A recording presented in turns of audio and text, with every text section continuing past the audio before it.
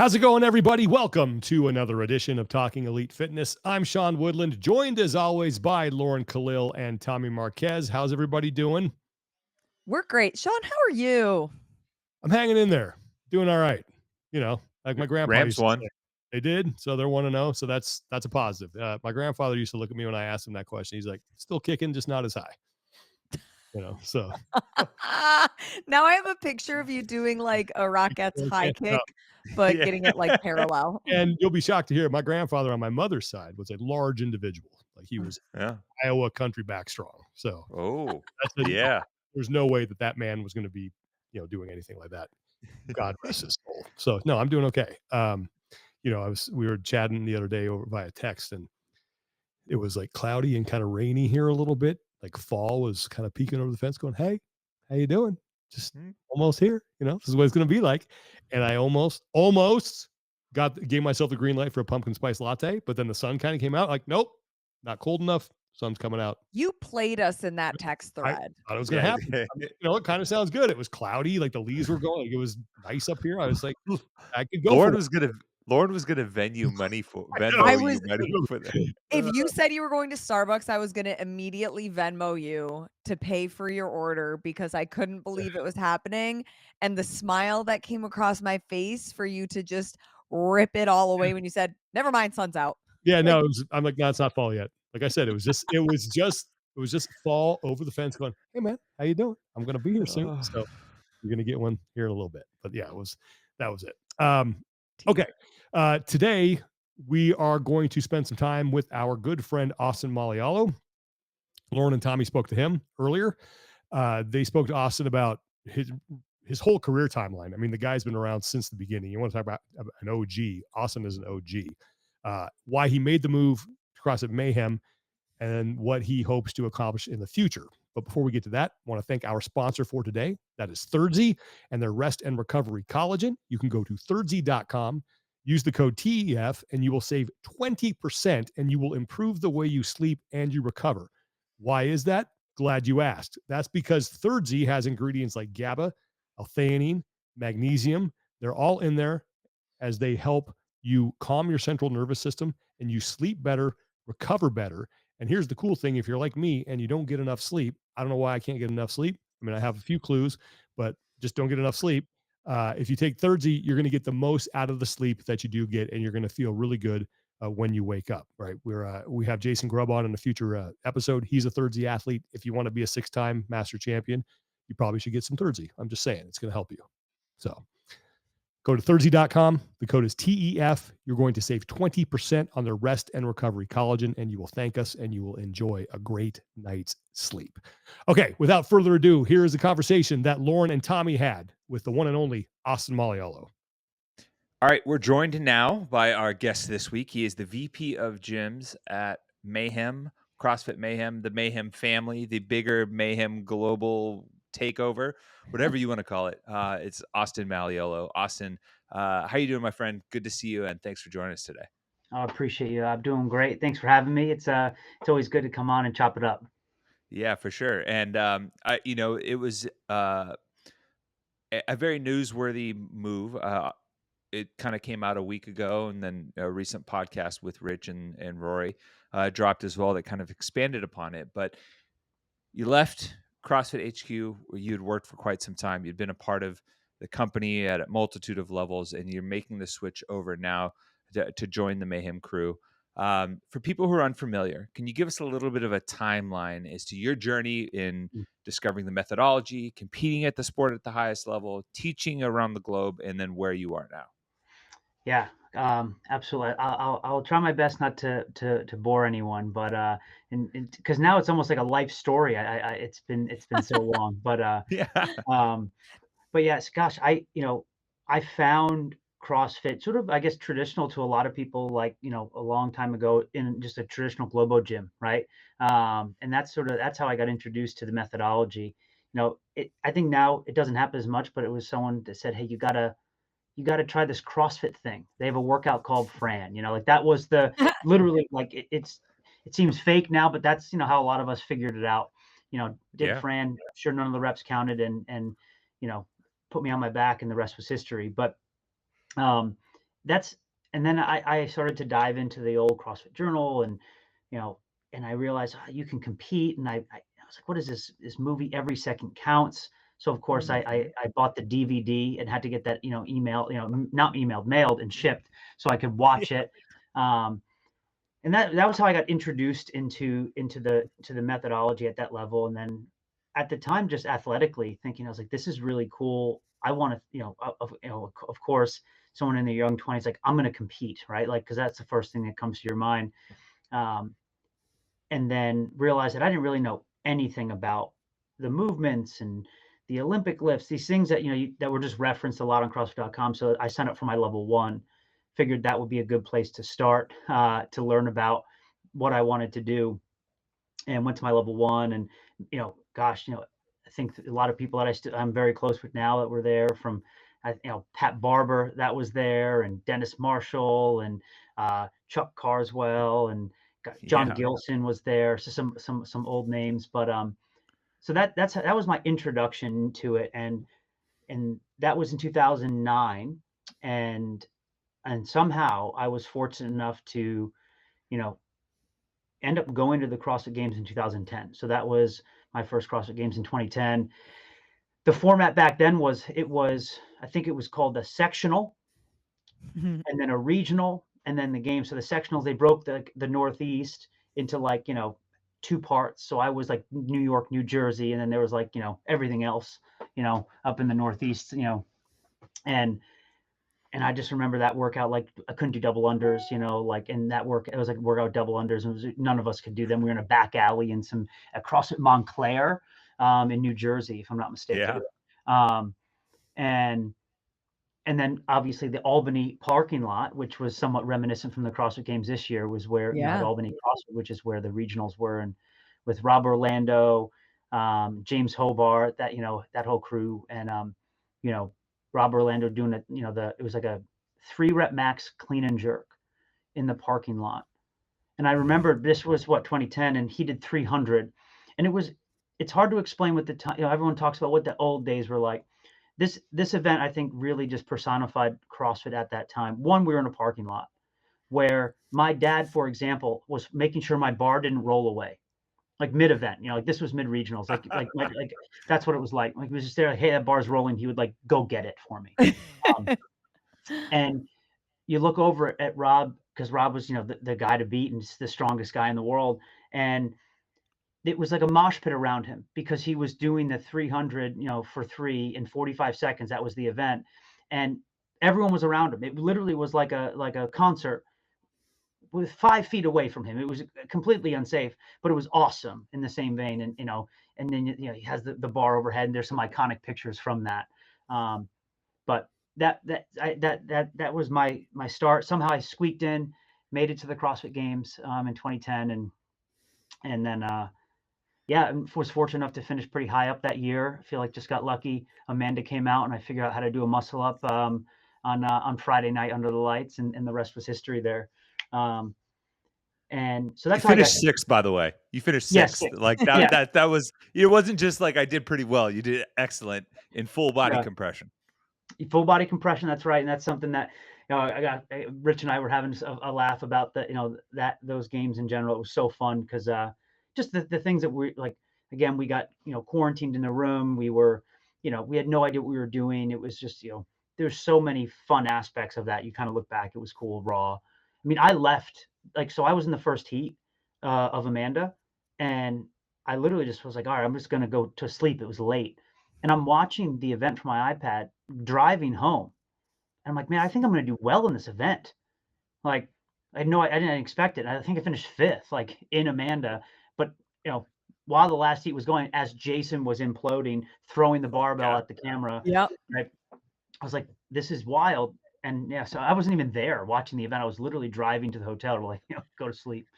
And that really kind of, that laid the framework. Life is somewhat serendipitous in that way, where I met a lot of people there. And then in 2010, I was able to actually intern for seminar staff, and after the CrossFit Games, and I made it on seminar staff, and that was end of the year there, and I was actually coaching at Albany CrossFit. I had moved to Albany at that time, and I was coaching there for just a short stint, and then Reebok signed on as the title partner, and that's how I got introduced to the folks at Reebok and ended up going out there to get sponsored. Again, most surreal moment in life as a young kid of getting like, you're going to sponsor me to work out, right? And they were so young. I mean, they didn't have anything for CrossFit at the time. They're like, yeah, the only clothes they had for athletes were like football because they had sponsored the NFL at the time. So they gave me a bunch of gear, but it was in NFL sizes for giants. And obviously, I've never. I mean, I got a CrossFitters' body frame is a little bit different than I'll NFL never forget players. that. I'm like, oh, this whatever. The sweatsuit looks cool. It was meant to fit DeMarcus Ware, not me, right? So it's just so bad. I wish I kept it. Like it was one of those things. Like it looked like a clown suit. But that ended up actually pulling me out to where I am now, is out to the Boston area, because I was like, hey, if you need help coaching at this gym, let me know. And they were growing, so I ended up taking a risk and moving out here, and ended up running the Reebok World Headquarters for 10 years there. And along that way, gosh, went to the CrossFit Games 8 times, I think 5 as an individual or 6, and then a couple as team. Which was a blast, obviously, and got to, Carson and then Madison and all those things. So it was a blast. And then all the while working seminar staff. So I was on staff for, there was a 10-year period. And I was telling someone this, in the Mayhem crew, is that I was working 40 weekends a year for about 10 years. So I worked over 400 seminars for CrossFit, level 1s, level 2s, and like you said, around the world, there's not many places I haven't been from a seminar perspective, which unbelievably fortunate to have traveled the world and do that and just meet, so many people. When people say what is the most amazing aspect of the CrossFit community, it's just that. I mean, you could literally go around the world, and you guys know this so well, and be in a completely foreign place and walk into a gym and you just feel like you're at home. And so that was a part of that period. And then also along the way, opened up a handful of gyms in the Boston area too. Had a CrossFit One Nation gyms, of which are still in existence. I no longer own them, but they're still cranking, and and they're still doing their thing, which is awesome. So, and then prior to moving to Mayhem, the last 5 years, I transitioned into a role, moved on from Reebok about 5 years ago, and went obviously at CrossFit, kind of overseeing the affiliates and in sort of a handful of different roles there.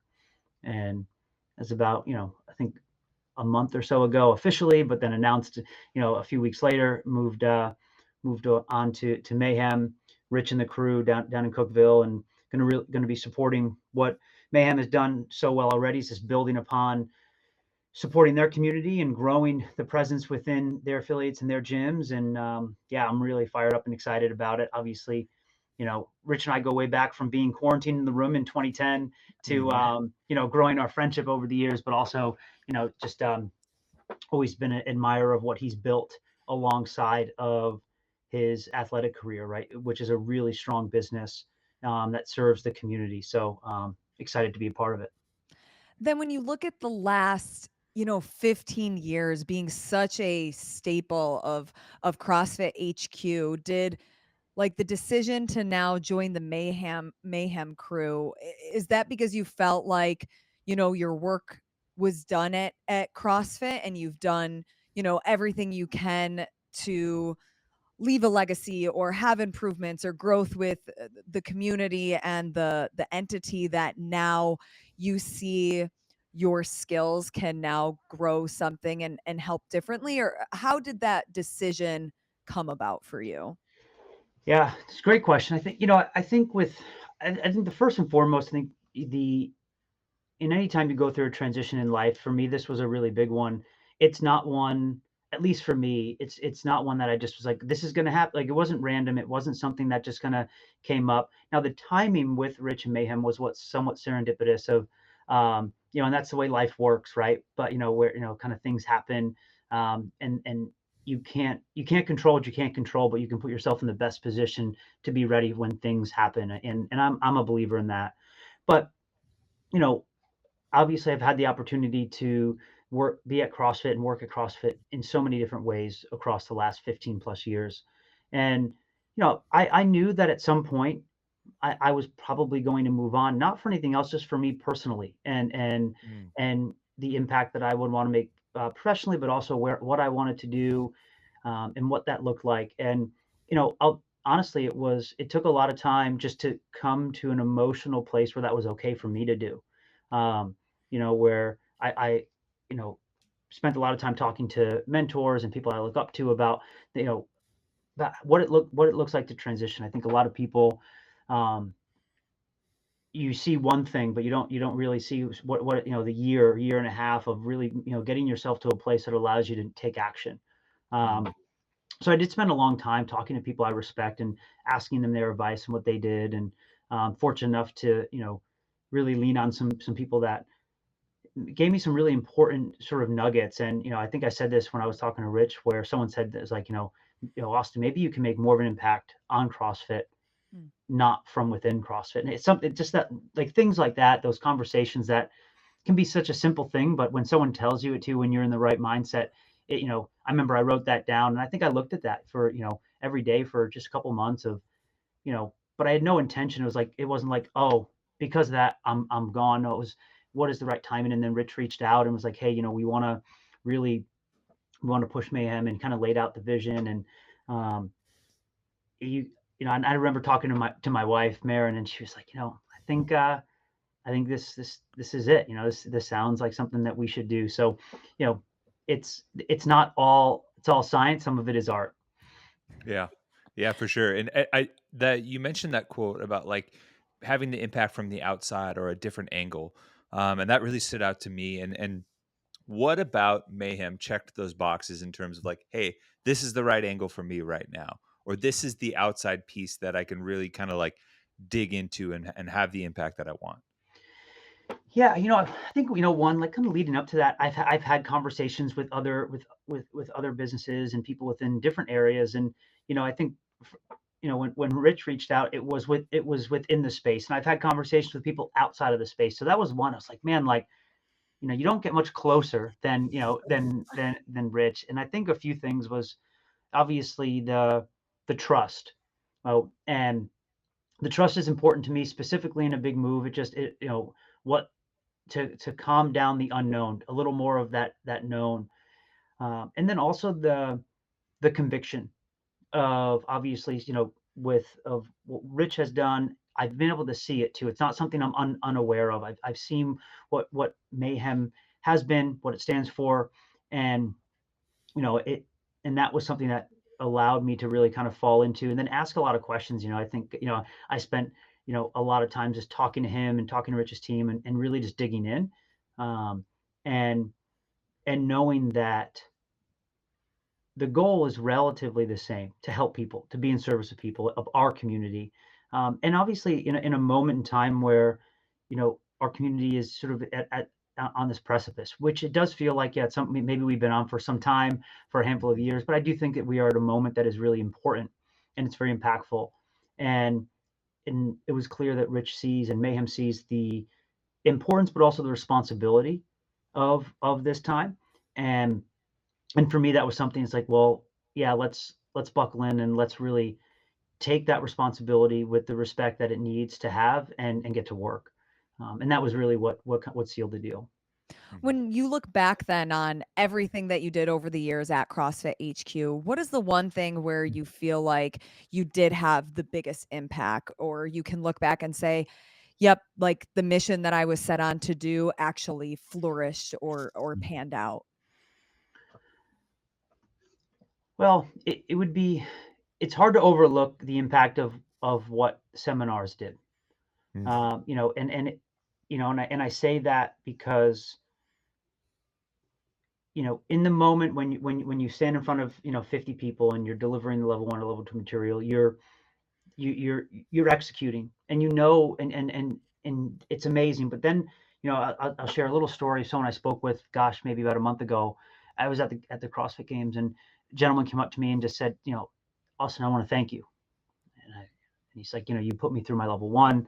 was a moment in time. It was really, he kind of explained some stuff, how much it meant from his life and his own personal journey, his health, saved his life, at that point. And then from there, now he's a gym owner, and like just basically saying the trajectory of his life changed. And he says that level one was sort of this catalyst and an impetus. And, it's one of those moments where it gives you the goosebumps. You kind of pull back. And one, I'm just, you don't get a lot of those when you hear that, because again, why? Because I don't see the thousands of people I've put through seminars. When you have that, you realize, wow, like the moments are so special and the impact has this ripple effect. And that those seminars have that potential, but when you hear a story like that, it really hits home. And for doing that 400 seminars, you realize the impact there. What, that's really like when you think about when you set out to be a trainer and you walk onto the floor and you coach a person and you say heels down and knees out and chest up and butt back, and they squat below parallel for the first time. They get this, oh my God, holy shit moment, right? And like, I've never felt this before. And as a trainer, you those moments are what make you keep coming back. Then you evolve that to a class, and you say, you know what, I want to go coach some people in the park on Saturdays. And then you evolve that into a gym. Your goal is how do you increase this opportunity to make an impact from one person to a group of people? And the unbelievable opportunity to do that at a seminar is just more exponential. And, so it's hard to overlook the impact that had, given the volume of seminars I had the opportunity to do. Yeah. Yeah. And then honestly, I think, and then the last 5 years with the gyms was a whole different angle. But I think I learned so much over the last 5 years, the deep intricacies of our affiliate community, such a different angle. And I think that the biggest impact that I was able to make alongside of the team was, I think, really highlight, certainly within CrossFit, that we have to help our gyms and help our affiliates and our coaches, right? And I think that was something that became super clear, is that and I don't think that we fully were able to finish that job of how do we do that. And I don't think the solution is super clear or easy, but I think Yeah. at least raising the awareness that, hey, like, we have a lot of gyms, we have a lot of coaches, and I think we have some problems to solve here. And the first step is awareness. Before you can solve a problem, you have to be aware of what the problem is. And I do feel like we made that very clear. We learned a lot, and I think that was important. Granted, was the job done? I don't think so, but I think that the first step was really important. Of, hey, I think there's a lot of things that we can do to support, at least bring awareness to, and at least connect the right people with the right people. So, yeah. Yeah, that's a tough bridge to build, especially if you have a pretty deep understanding of the roots of the affiliate system from back in the day, where, one of the major like rallying points is like, hey, we just send you out into the world and do what you do, and if it works out, great. If it doesn't work out, hey, you learn from it. And you kind of gave people the leash to lead themselves wherever they may. That's right. But I will say this: hearing you talk about the seminars and the profound impact, one thing that has always stood out to me is I think almost everyone can remember who the instructors were at their first level one. Every time I talk to someone about that, they're like, "Oh yeah, my first level one, it was boom, boom, boom, boom, boom." And some of them are names you probably haven't interacted with much in a long time, That's right. but it has created like such a visceral like impact that you remember those names and those people who translated it to you for so long. And kind of circling back to, the freedom to make the mistakes or and giving people the leash. Is there any type of moments along the way, kind of inversely to this kind of proud moment, where you kind of just like shake your head at, you're like, oh man, I can't believe like I did this or I did that or we did it that way? And because I think it's fun to look back, especially when you're at the beginning of something and it's kind of just like you said, results driven on Rich's podcast, and you kind of crack some eggs to make your omelet, for sure. Yeah. It's I would say that drill is something that I've spent a lot of time thinking about over the last month or so, of like, specifically is, looking back, what would I have done differently? Right. So now I have the opportunity of starting fresh at Mayhem, at a place I haven't been, with people I haven't worked with for the most part. And you think about like what are you going to do in these first 90 days when you're somewhere? What does that look like? But what do we default to? Well, what have we always done? And that's a trap, because then, well, it's not the same exact situation, but what would you have done differently? And so I think I have thought a lot about that, and I think, and then I think through, like, whether it was running my gyms or whatever it is, like there's so many opportunities for me to look back on, of like, well, what would I have done differently? And I think the biggest thing is the biggest learning, right? Of like, man, is, I can easily, me personally, come in really hot. I like, and that's just my style. Whether when I was running seminars or the gyms, or it's just, hey, like, just sort of like, let's start flipping tables and get to work. That, because I respond well to that, like it's just the style of like, hey, like if you come in here and you start, you just want to, wrestle and fight, let's do it. Like, I'm in. Like, I don't know what we're doing, but let's just do it, right? And obviously that doesn't land well on everyone for many reasons. So that's one of my bigger learnings, and it took me a long time, even on seminar staff, of like understanding that leadership is about meeting the people where you are, just like coaching. Hey, if you have 5 athletes in front of you, some athletes like to be yelled at to be motivated, some just like a subtle nod, right? And everything in between, and all of that is okay. I think that's probably, my biggest learning, of just from my management and leadership perspective. I think more specifics, I think, it's hard to think of like sort of like my time across, like, oh man, what would I have done differently, like specifics. I think my biggest assumption, which I was wrong about, was that whatever we do, if we will be received well, if its intentions were true and to be and helpful. I was like, hey, we're going to build this thing, we're going to do this thing, and you know what, people should like it because it's a gap, and obviously, we care about our affiliates, and that was not the case, right? And shame on me, because why? Our affiliates are contrarian by nature, and you said it, majority of our affiliates have viewed CrossFit for the longest time as hands off, stay off, don't tell me what to do. I don't, and we're not used to this relationship, right?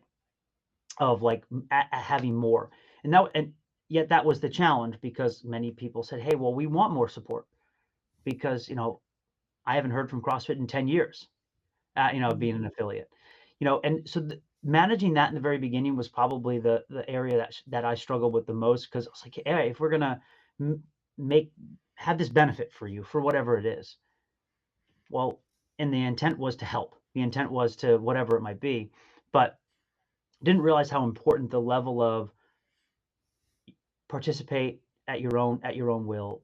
There's so many things that we needed to rebuild that trust, and that was one of those things where I think trust had really eroded over a long period of time, and I didn't respect that, because my journey was very different, right?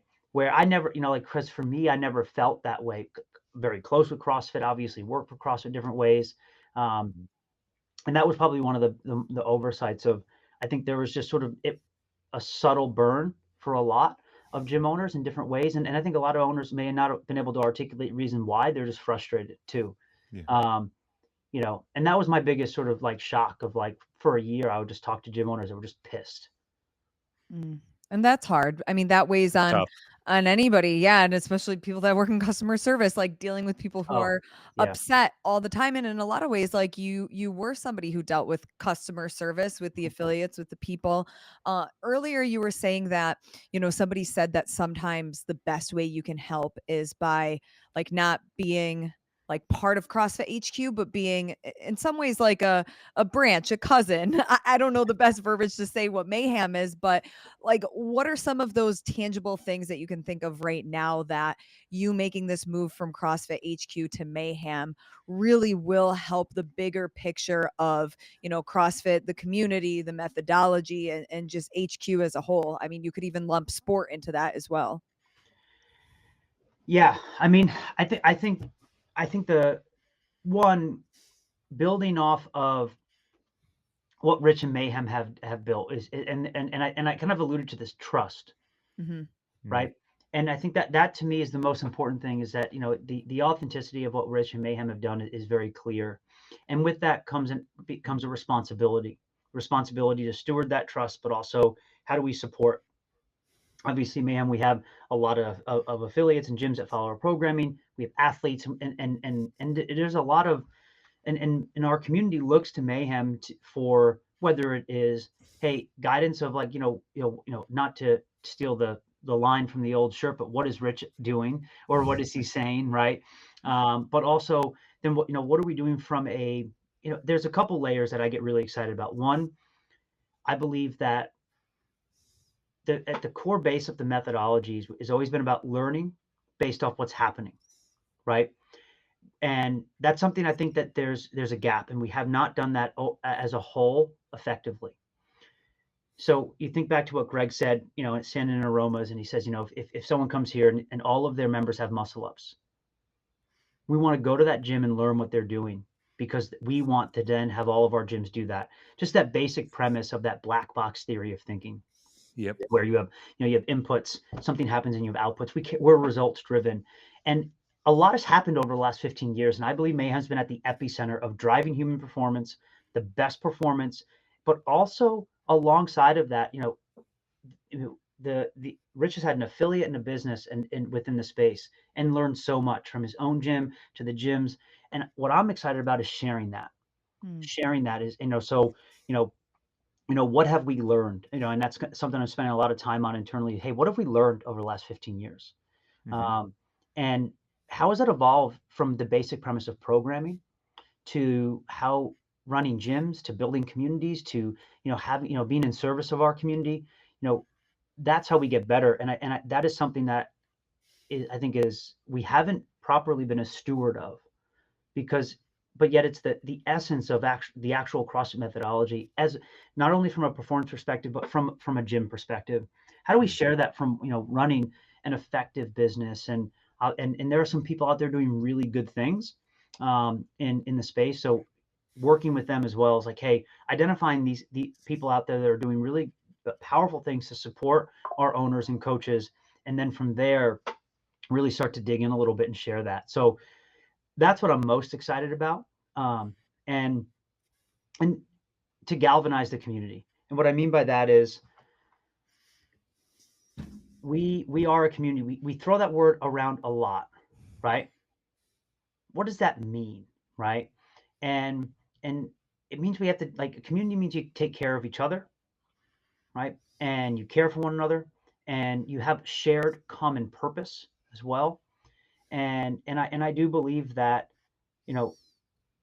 whether we like it or not, Mayhem's a leader of that. And that, and that's something that, again, is, something I'm really excited to be a part of and drive forward. So with that is, how do we provide more support, add more value, get people to connect more? We have an amazing HQ in Cookeville. It's sort of like this place. Everyone's like, well, I mean, they're for a long time, obviously CrossFit and HQ, there are just moments that, like, they're called collisions, right? You want people to be around each other. And the nerdy, sort of office speak is like, that's why people like to be, like, in an office together, because you have the collisions, the organic opportunities just to, like, have a conversation, interact. Next thing you know, really good things happen. And so how do we get, more people to our HQ in Cookeville to, not only be there to work out and be a part of that, but also to learn from one another, and to grow so from coaches to athletes to owners. So those are some of the things I'm excited about. Yeah, those collisions were what I felt made the media team in the quote unquote heyday like really valuable, right? Because Tony Budding did set up an HQ in Santa Cruz that everyone who wanted to be a part of the media team on that side, it was pretty much required, unless you were an outside producer, that you had to be there. And that's where so many of us were able to cross paths with one another and be able to have those creative moments. And separate question, but I feel like Cookeville is definitely that type of vortex that pulls everybody in. So I don't know if you have plans of moving there, or if you guys are firmly rooted in Boston, because I feel like it's only a matter of time. We're like, hey, we got a Cracker Barrel here. Like, Yeah. Right. But with yeah, and they're not rebranding. yeah, Yeah. exactly. Old logo or Thank same God. logo. Yeah, yeah. Well, yeah, I mean, I would tell you, obviously, I will be spending a lot more time there, and full time living there, probably not, but probably have a place there. So when I'm, and be there, right now I'm honestly spending almost every other week there. So Hmm. I'm down there a lot, and it's a blast. It's fun, and like I said, I just really enjoy being there. It's fun to be in a gym. It does remind me of the Reebok days. It's where the space is very similar in that sense, right? It's huge, right? Yeah, Like it's just it's a test kitchen, right? Where yeah, and that's kind of how I think about that. Where you know it's not a flagship, right? Like we'll get there as we grow and to different flagships of what that looks like. But what is HQ? It's a test kitchen. It's a place to do things that you might not be able to do anywhere else by design. And it does remind me of those days at Reebok where we had a 30,000 square foot facility. You could just do silly things, but which is fun. It allows you to, to run really cool events, to have really special things, and also to test different things out. So it is, it's fun to be a part of that. I yeah. assume then you and Rich have done some workouts together when you visit? Of course. I mean, listen, I definitely had to dust off you know, I mean, the old pegboard. I had to dust that thing off Oh, yeah. yesterday. I was like, it's been a while since I was like, man, it's been a while since I've been up there. But yeah, Rich is not lack on fitness. And obviously, his greatest skill, which anyone that's been around him knows, is his ability to just force you to work out with him, right? Which Oh my gosh, it's crazy. The it man's is. convincing. Yeah, in a way that like some people when they do it, like they come like when I do it, I sound like a bully, right? Right, but like when he does it, it's like, yes, like, it's not, it's just the way he does it really well, and it's fun because you can tell, like it's to like where when other people that really don't want to, they just disappear at certain points. Mm. Like, yeah, they figured it out, but, Yeah. but I love, I'm always like the one, if you ask me to work out, I'm gonna have to say yes, like, so, but maybe, at some point I'm like, hey, listen, I gotta work, for you, Rich. So maybe I'll be able to say no at Yeah. some point in time, but Okay, but if you and Rich were to go head to head in a Mm. one-on-one match, what would the workout be where you are confident that you could take him down? oh man, I mean, probably honestly, he's so fit, it's grotesque. Still, I mean, maybe if it were like a really, really heavy deadlift, because that's the only thing I'm actually good at. You and But Tommy. yeah, that's it. But other than that, I mean, it's impressive to see the level of fitness that he's maintained Mhm. while running the business, while being an amazing husband and father to his wild kids. It's cool to see what that looks like. It's but and I think we're going to throw down. There's a little competition in October in Texas. He did convince me to go out to that, so I think we'll throw down out there in Amarillo. Yeah. Um, Yeah. yeah, so I'll I get like out there. that. I'll have to dust it Nice. off a little bit for sure. There we go. I definitely want to see that. I'm sure the Yeah, me Mayhem too. Media Machine will have some good footage of that behind the scenes. Yeah.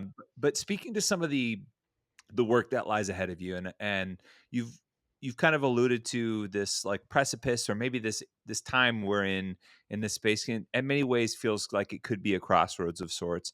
It does feel like your impact that you can have at Mayhem feels a little bit more hands-on and immediate in terms of leading by example. But one of the things that you said that has stood out to me is the black box element, right? Being results driven. And I feel like CrossFit at its best has embraced that. But one of the historical obstacles and hurdles to get over is when it says black box but acts another way. That staunch dogmatism that happens sometimes when people find something that really impacts them, that they set their poles down and they say, this is it. This Mm. is it and only it. How do you combat that? And how do you convert that passion that, can lead to dogmatism and redirected in a way that allows you to still remain open source and have that black box mentality, that it even feels like right now that we're hitting some of the walls of that? Mm.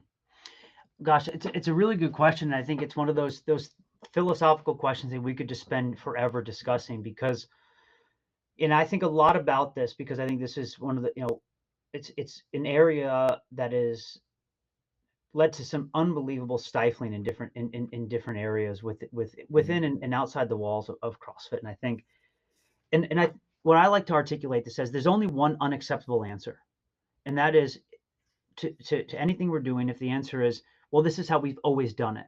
Mm. If that's the answer, it's unacceptable. Now, whatever that was, it may very well be the best way, but that can't be our deciding factor. We have to get there by thinking about what is the best way to achieve what we're looking to achieve. Don't know the answer, but the answer can't be, well, we've always done it this way. Mhm. And then I think, to avoid falling into the dogmatic patterns, we have to, one, be okay with being wrong. We have to be okay with making mistakes. And ironically enough, right, like when you think, when you think about fitness, when you think about, looking at that trajectory, I think we've also, we haven't done a lot, like from that evolutionary perspective, of even from a fitness perspective, where, really codifying, like, what are those things that we've learned over the last 15 years that have evolved the training, some really basic tenets, right? Yeah. And again, that's what I'm really excited, like when you talk, like, you just look at someone like Rich, and like, what has Rich done to stay at top, and the athletes that Mayhem athlete has, right? There's a lot there that we can unpack. And then how do you distill that into, our members, and the people that walk into gyms every day, and then all the way to running businesses, right? So I think that, like, and I think this is a really important aspect, because, we talked about, like, it's so easy to fall back to that. It's like, well, I'm not going to chase money. I'm going to chase excellence, and I'm going to chase excellence, and all I have to do is care. And if all I do is care, and I want and chase excellence, then it will come. Well, yes, but what does that mean, right? And I think that, like, dogmatically, we've been conditioned to think that, like, making money, running a healthy business is a bad thing.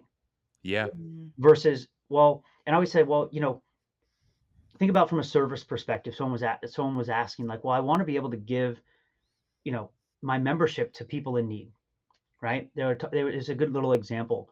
Like, if people come in and they can't afford it, or like, I want to be able to, I feel like I should be able to comp them a membership for free, and then you pull it back. Well, you need to earn the right to do that. And if you're running a healthy business and you're profitable, then you have the right to be able to do that, because you now have the leeway to do that. You now are able to do what you want to do to take care of whomever you want to take care of. But the only way you can do that is if you have a healthy business. And the only way you have a healthy business is to do X, Y, and Z. So we have to kind of pull it back a couple layers to really think. But if you start with that mindset, what it had led to, and I think this is like, you kind of pull back to this, the cream will rise to the top, this sort of lease rents model, that concept, which I think is really unbelievable. But what it really does is it leads to a very select few that can run very successful businesses. Very few, because you need to marry everything. And it's the intrinsically motivated. It's sort of like those that have the certain skill sets, like on Oregon Trail, that just happen to fit, Oh, just yeah. so you can survive. Like, oh, Yeah. well, I'm a carpenter, so I can fix this wagon wheel that broke. Like, thank God I fixed that skill, right? Yeah. Right, type of deal. Like, that's like, and then a couple right time, right places, and we see that in our community. We have a handful of gym owners. When I say handful, that's obviously a lot, but that are doing really good, but a lot are struggling. Right? We just know that statistically. And so we have to, make a bit of a different approach, and they don't have to be, but it's really hard. It's really hard to run a business. So I think that that's one of those things, that dogmatic approach of, well, just do whatever you want. Just, well, I don't know if that's necessarily like, from a fitness perspective, those that really took a systematic approach to their fitness and really understood what they were doing, you see that difference there versus, just do whatever you want. Yeah, and that ecosystem that a lot of these successful long-term affiliates doesn't exist anymore. the ecosystem that was present when they started, which maybe have been more conducive to that original mindset and mentality, right, is very different. Mm, There wasn't really the competition in the space from other, like, quote unquote CrossFit adjacent programs and mm, companies. And oftentimes, if you were opening an affiliate, you were more than likely the first affiliate in your 30 to 40 mile radius, right? So, like, that free and which afforded you some freedoms to make mistakes and, kind of not be as not have as much of a systematic approach, mm. and then eventually figure it out.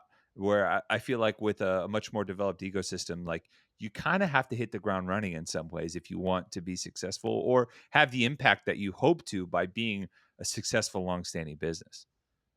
That's a really good point. And I think, and the answer to that is yes. And it's also, it's you got to pull back and say, man, it's really cool to see the evolution, of fitness and what CrossFit really has done. Hmm. I'm a fan. As I get older, like I feel like I've become way more sort of just accepting of like all like everything that's going on in the space. Where there's a time where it's like if you don't prescribe to variance, functionality, intensity, and believe, in X, Y, or Z, then, I don't like you and your fitness sucks, right? Versus Yeah. like now, like the reality is like, yeah, you have these other brands out there, like these smaller franchises and boutiques and all like, well, they all came and from CrossFit and they've exploited one or two parts and they're running successful businesses. It's a pretty cool thing, right? Uh, and what I mean by that is they have taken something and ran with it. And imitation is an unbelievable sign of flattery, but also shows you that something's working, right? Yeah. Mhm. And like, take the NFL, they call it the copycat league, right? Like literally, someone does something that's amazing, and every other team copies it. Not every team does it great. Take the tush push as an example for you NFL fans out there. Not every team Yep. can do it great. One or two can, but they try to copy it. And it's not. But there's no animosity. But Mhm. there's. But what's key is that you have to have the first mover advantage, right? So, and Denise Thomas will be very happy that I talk about her Eagles because that's all she talks about. And Oh, man. but I know, but they have to make sure that they're the best at that, or else they sort of lose that. And that Yeah. is the responsibility of our gym owners in the space is, hey, we have the first mover advantage. We can't lose that because other people are going to come and try to copycat, and some of them will actually be pretty good at it. But Mhm. but it's also not a bad thing, right? And it's a part of the deal, right? And so I've taken a less controversial approach when it comes to all of those things. Because I think about more people aware of fitness is really what we're trying to do, right? And if we do our job, there's no shortage of people that need fitness. So when we think about it, we just have to be, again, restaurants are a really good analogy to CrossFit and fitness in general, right? Where there's a lot of places you can go eat, right? And where do you choose to go do that? And what are the factors that make you go back to a certain place, right? And Mhm. that's something that like really when you think about that, why like what are the factors that make you go back to a restaurant? And it really actually is a wonderful expression of the client experience of what you'd see within a really good gym. Yeah. From how you interact on the website to their to book a table, right? Really important. And the minute you walk in, that first interaction can Yeah. can make or break the rest of the meal. Yet it has nothing to do with the food. You Yeah. right, and then the other people there, right? Which the restaurant has like very little control over, but the ambiance, the vibe, the feel, the people, the music, the setting, all of these Yeah. things like a gym. And then you sit down, and someone that is there to take care of you, the coach, right? But that's still not the food. That's like you think about it, it's like the workout, right? There's actual physical workout. Yeah. It's a very similar, and that's how hard it is to run a gym. You think about that, right? Yeah. Yet all we think about is, it's like, oh, I gotta coach this or do that or whatever. There's so many factors that can lead to that. Mhm. And honestly, that's some of the stuff that we really want to lean into at Mayhem is like, how do we support our gyms and our owners and our coaches in a way that's really meaningful, and based off what we've learned, and then down the line, how do we scale that from an experiential perspective and lead from the front, bring in the right people, sort of galvanize the community of people that are doing some unbelievable things out there. So um, I'm excited about that, but it's no short order. Yeah. No, and with all of these different things that you do want to accomplish and this great vision, and it does seem like yourself and the other folks at Mayhem are on the same team. And I love, like, even listening to the podcast, like the diversity in conversations and the different viewpoints, but everybody can still kind of come together with that same like community first mindset. If you were to look at yourself a year from now, what would be something that you could look back and say, hey, we accomplished that, and that was like our biggest success for the year? What would that be? Mm. Yeah, I think great question. I think, I think success would be that the Mayhem Gym Network has a network of gyms that are making a larger impact than they are today. And what I mean by that is because impact can be different things. It's not volume. It's not, it is truly, whether you're 5 people in a gym or you're 500 members, that we want to be able to make a larger impact on their respective communities. And so if we do our job, we make that route clearer, and we have more resources and tools to get there.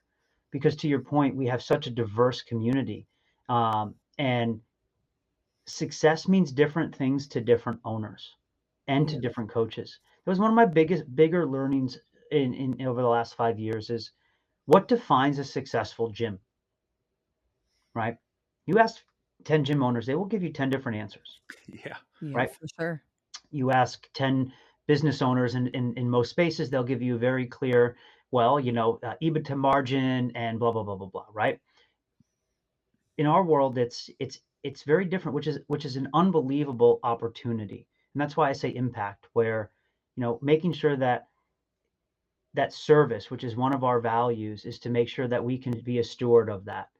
And I do believe that there are a handful of fundamentals that we can support along the way, whether that is, hey, you know what, driving more members, or just driving more impact to the handful that you might have in your garage on the weekend. And, and there's not a dollar amount you have to put on that because of that impact that you make, right? And if there's one thing we know, is that our community cares about impact over anything else. And that does go back to that notion of what are you chasing, this notion of excellence. Well, define excellence, and then how do we get there, right? I think that's the key. So I think that success is if we do that, and I feel like we have a really good plan to get there. And we're going to be busy as heck. I mean, it's fun. I'll be getting on the road a lot more. Like not it's I'm going to head out to Coaches Congress, out in London, and then I'll down at in Texas at Affiliate Con, and then Amarillo. So I'll be all over. So I'm dusting off some of the old the travel chops again. Getting those sky miles in. That's right. Well, and I think that's an important component, right? Because you experienced it through the seminar staff, and 400 plus seminars globally, is that there is a benefit to thinking more globally in terms of the unique opportunities and challenges that present to people based on where they are from a geographical location. And Mayhem is one of those brands that is international, and you have gyms all over. Is there anything from that, with that in mind, that stands out to you as far as like, hey, this is maybe an obstacle or an element of the community that people aren't talking about enough? Because we can be very US centric. I can admit that. Yeah. No, I think it is a challenge that is not, I spent a lot of time at CrossFit, like trying to figure this one out. And I think, so will CrossFit always be somewhat US centric? Yes, it will be. But what does that mean, right? So I actually think, like, so what is the opportunity set there? Because with any challenge, there's always some type of equal and opposite force, which in this case would be an opportunity. And specifically from a Mayhem perspective, the opportunity lies within, well, there are individuals, there are groups, there are gyms in all areas of the world that are looking to keep pushing forward. So something that we're going to be looking at is who are those in those respective markets that we can really lean on, potentially partner with, to really help grow. I think, because you have 2 ways you can grow internationally. You can say you bulldoze yourself, or you find really trusted, healthy partners, right? And there's not one right or wrong way. It's just how you decide to do that. And I think within the fitness space, the service industry specifically, which is what we are in, understanding culture, understanding people, not only from logistics, boots on the ground, but just what it looks like to interact with people in Korea will look very different than in France, than in Brazil, than in Canada, right? And making sure that you have the right people in those positions are really important, but they're already there, right? So I think that's like, so how we lean on that. So that's kind of how we're looking at that, because like you said, we are international, and we have people that really care about Mayhem and care about the growth of their community. So how do we empower them, support them, give them the tools and resources, without, but I don't think we need to bulldoze, just because I don't think it's what we need to do, but also, CrossFit has grown internationally, the methodology, with very little, you would say, in fact, zero in the early days, intent to do so. But but that's the mark of something special, right? It's like, okay, and this is what people don't like to hear, is that if people want it, they get it, right? Yeah. If they want it, they get it. So okay, awesome. I think we've proven that like, okay, people want to do this, great. Yeah. And no matter what hurdle you'll give us, they'll figure it out, right? Well, how do we make it easier? Let's just lower the hurdle, right? Yeah. I think, and that's, I think it's just a shift in that mindset. Yeah. And you can disagree or disagree. What about the people that don't know what they need or what they want yet? Right? How do we plant a seed of, hey, this is a possibility for you, and then that kind of renaissance of thought occurs? Because like I will say, in my personal experience, I have always been like athletic in terms of playing sports and competing and all of these things. And I had like, even the early days, it was like, well, you have to try this CrossFit thing. Well, I had no idea that was what I wanted. Right. And it was a circumstance of chance. Like my best friend happened to grow up across from the ranch, and his, all these things led to me just showing up one day and trying it. Right. And then you have that light bulb moment. I can't say that I necessarily would have found that regardless, just because the nature of who I am and how I kind of progress through things. But I just got really, really lucky in that scenario that someone was able to kind of make that connection for me. So I think Sean talks about this all the time. How do we speak to people outside of our circle and help them entertain the possibility that this could be for them, even when it may not even be in the realm of possibility. Yeah, well, I mean, gosh, probably another topic for another call, because we could do something that would go into deeper. Yeah. But I will tell you that, for sure. Like I said, my views on a lot of this have become way less, you could say, sort of like adversarial, and more sort of just different, from the sense of, let's take GLP-1s. They're super hot topic right now, and they're polarizing. Yeah. And I think within the CrossFit world, like you kind of take one of two stances, right? It's like, oh, like, and you have the old school of like no shortcuts. You have this notion of like you get into the gym, so on and so forth. Well, I take a very different thought approach to this, where I've done a lot of research on this. I've done, and I also don't know what I don't know. I'm by no means am I a doctor or anything like that, but I will tell you that we are going to see millions of people enter the fitness market over the next few years. Millions. Specific to the US. This is just US data. We're going to see this.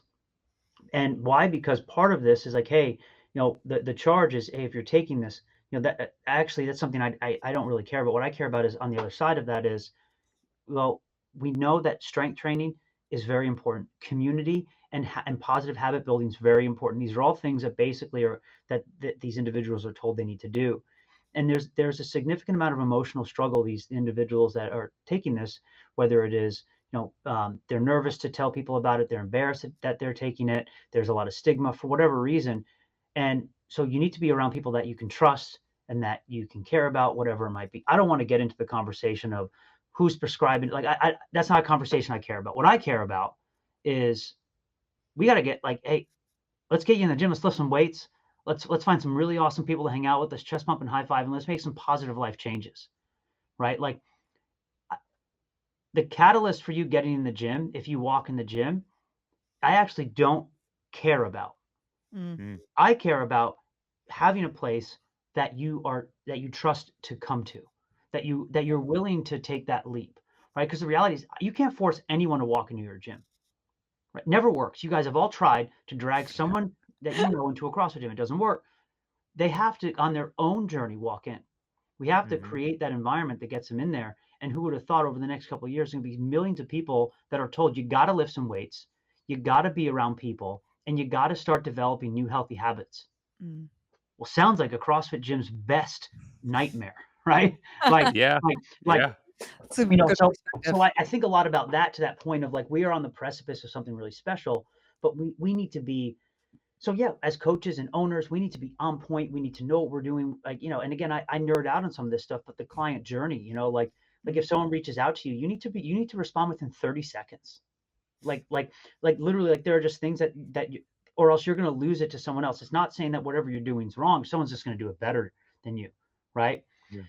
You know, and then also, you know, but once they're there, do what you do best, which is change people's lives. And that's what we know our affiliates and owners and coaches can do. Um, you know, so those are the things I'm excited about, where, you know, just telling that story of like, and how do you create that trust, which we've always been about, right? Like, and at that core. And, you know, but who would have thought now the things that have made us intimidating in the past are the things that people are soon to be seeking out, right? Weightlifting is something that made CrossFit very intimidating for the general public, right? Just simply put, weightlifting, barbells, but that's actually what people are going to be seeking out, and they are seeking out now. You have the likes of Hubermans and Atias out there that are articulating that strength training and working out is more important than anything else you do. Well, great. And we don't need to get in the weeds that someone says don't deadlift or don't squat.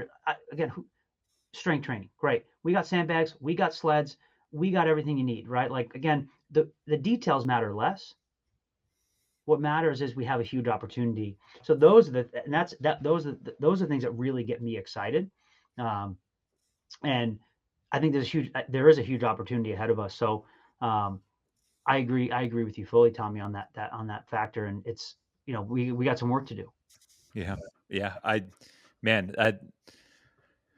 I said this, I think I mentioned it on your announcement, but I'm always grateful to you and your perspective. And I always feel like I walk away a little bit wiser with another way of looking at something and approaching it that has benefited me greatly. So I want to express some gratitude for that, especially because in Rich's podcast, Rory joked that everyone was pumping up Rich's tires. And I think you deserve some of that as well. But with that being said, I do have one last question before we let you go. It's one thing has always stood out to me. It seems very clear that like you're someone that's really good at implementing systems for himself and structure for himself that allows you to be effective. And whether that is bulldozing and coming in hot during those early days of the seminars, or how that's evolved. And so for maybe something that some people who are listening can maybe take from home. What are maybe some benchmarks or bumpers for you as a person that allows you to know that you're where you need to be? And even if you can't get specific, maybe what are some practices or things that you have employed that have helped you find those? Yeah, I mean, yes, I'm a huge fan of systems and you know, for me personally, but also when it comes to work as well. And I think one is that you have to figure, and it's like, and you have to figure out what works for you, right? Like, and now, so, but there are some red threads, right? And so like, and what are the red threads? Consistency really matters, and whatever that looks like. So, you know, whether like it's nerdy, morning person, night person, it doesn't matter. Just be consistent. Like, I wake up early, I have a morning routine. Everyone shouldn't do that. It really works for me. People that work out at 8 o'clock at night, they're superheroes to me. Don't understand that. Like, so like, it is, but you know, I think that what gets measured gets managed is something I think a lot about. Full stop. Life and work in the same. You have to, and then you got to go deeper. So you have to make sure that what you're measuring is appropriate, right? So again, nerdy example. You need to understand what your macronutrients are. You need to know what a protein, carbohydrate, and a fat is if you're going to properly weigh and measure your food. So there's a level of education, understanding, because if you don't know, you're measuring the wrong things, it doesn't matter. So Mhm. you need to go a layer deeper than that. And that's so when it comes to your professional, whatever you're doing at work, like, yeah, like you need to measure things, but make sure you're measuring the right things. So you're viewing the right outputs so that you can make those right tweaks.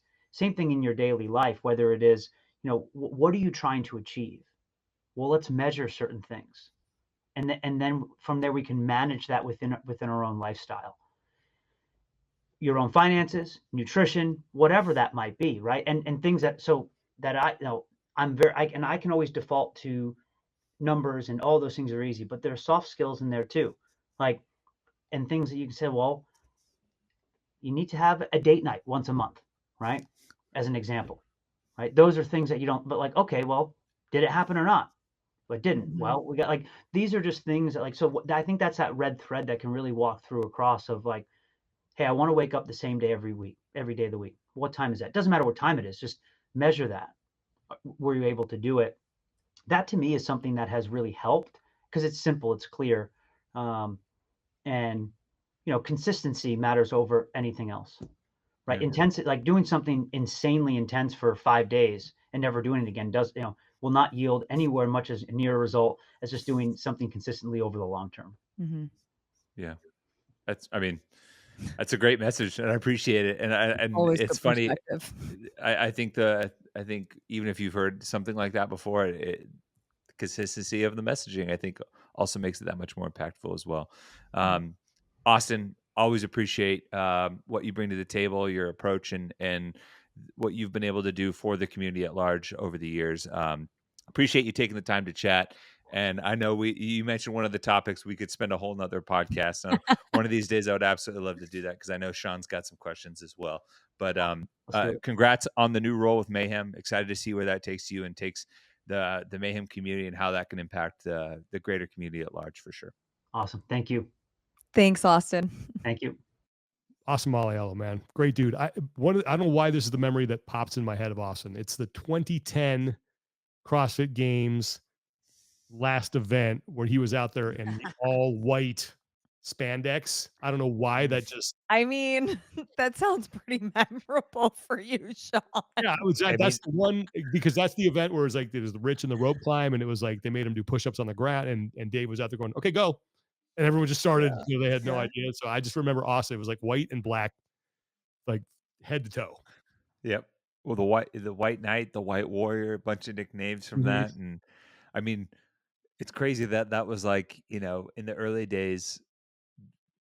Well, he even mentioned in his interview with Rich, he was out there like, you know, the old Do-Win lifting shoes and all white spandex, and the companies at the time like Body Science and Skins, Oh, I which like remember that. Yeah. Yeah. which just like aren't a thing now, and yeah, it's just I always appreciate um his insight into things and his Mhm. perspective on things, as well as like his ability, like the stories he had with Rich and Rory chopping it up about the old days.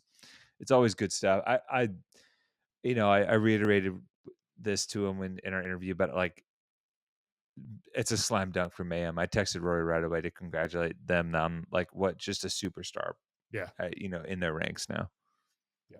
Yeah. But And I mean, he was somebody that we could have had a 5-hour Oh, podcast and still had more things to oh my dissect gosh, and mhm. chat about. And yeah, like he's a great person to talk to about, I mean, from CrossFit to life to philosophy. He just great, great guy. You want to see how far the sport has come? Go back on YouTube and watch the 2010 finals of the like last event of the CrossFit Games, and you'll just be like, "Whoa, my What god!" is this? Yeah, and it's come a long way. Yeah. and when So, you see that rig in the middle, just picture 2 a.m., 3 a.m., and me sitting on top of it with an impact driver, just I can still hear those things echoing through the uh, StubHub Center. yep. Yeah. Well, good work, Tommy. Thank you for Times. contributing to that. We appreciate your. Who was it? Was it Sherwood who put together a wheelbarrow that like fell apart? Or was it who was that? Yeah, he put together. I think he like jokingly put together a wheelbarrow, and Chan grabbed it and It just it crumbled. was it was like when Uh, I don't know in the movies when they cut to like, oh, like someone made some beautiful craft art and the other person in the class like, oh, what'd you do? And it's like Oh some no. cheap rickety thing, and it just like disintegrates on site. All right. Before we get out of here, I know we got some community support that we want to get to. Yeah, so this weekend in Kauai is the Ultimate Hawaiian Trail Run. It's something I like to at least bring attention to every year. It's been a major piece of the community for the last decade plus, and it's also in support of the Keala Foundation. So the Keala Foundation is a nonprofit on Kauai that helps combat the kind of the unseen and oftentimes unspoken about issues of drug and alcohol abuse on the island, particularly with the youth, and they combat it through fitness and mentorship and all sorts of good stuff to keep kids actively engaged, keep youth on the island actively engaged in healthy habits. And they have CrossFit affiliates there. They have mentorship programs. They do things like outrigger canoeing, surfing, all sorts of stuff that get kids involved into activities that ultimately keep them off the streets. And every year, the Ultimate Hawaiian Trail Run is I want to say they always say 10K-ish trail run Mhm. through the mountains and kind of jungles of Kauai. That every year it's a unique and new course that they cut in the weeks leading up to, and it's on protected land, so that you rarely ever get to go out that way outside of this. So it's a privilege as well. And then it involves some mud pits as well. It's always fun. They do a kids showcase where Mhm. you get to go out and coach and train kids and perform your fitness in front of friends and family, which is always great. So that's going on this week. Today they just had their charity golf tournament. The trail run is on Saturday, I believe, with the kids showcase usually is on Friday. It might be Saturday morning. So yeah, you can support their foundation if you can't make it out to the race, or if you're not going out to the race already. And it goes to a good cause. They provide meals, transportation, all the good stuff. Hafi, Sarah, the whole crew out there do just a wonderful job, and it's something worth supporting. I'm going to make this statement right now, and I got to find a way to follow through on it. I'm going to make this happen next year. I want to go to this thing. Yes. I want to do it. Yeah. Oh, It's on dude, the I'll do it bucket with list for you. me All right, I too. want to do it. Because Okay, should all three of us oh go? man, Yeah. yeah, I like Okay, it. It's 2026. Okay. it's so fun. There's a handful of like transformative experiences Mhm. that you talk about, something where you like just kind of see things differently. The first time I did the trail run was definitely that, like coaching the kids, working with the kids. And that year they had like a high point in the race where you're like climbing on all fours, and you're like up at the top of this like little mountain you can see down, and it was just like, I don't know, very surreal. And then this little like one of the island boys like ran past me barefoot, and I'm like, what a great Dang. piece of perspective. And he was just like Yeah. happy, and I don't know, it was an amazing experience for sure. Cool. Yeah, it's a great foundation. Keala Foundations, they're great, and they're Cool. fantastic people. So I had a Heck yeah. chance to hang out with them for my 50th when I was there. So that's fun. Yeah. Okay, that's going to do it for today. Thanks again to Austin Malleolo for taking the time to talk with Tommy and Lauren. Great conversation with him, and we always appreciate his insight. Thanks to you for listening. Thanks for watching. Thank you to our sponsor, Thirdzy, thirdzy.com. The code is TEF, and you will save 20% on their Rest and Recovery Collagen. For Tommy Marquez and Lauren Kalil, I'm Sean Woodland. Take care of each other, be better, and we will talk to you guys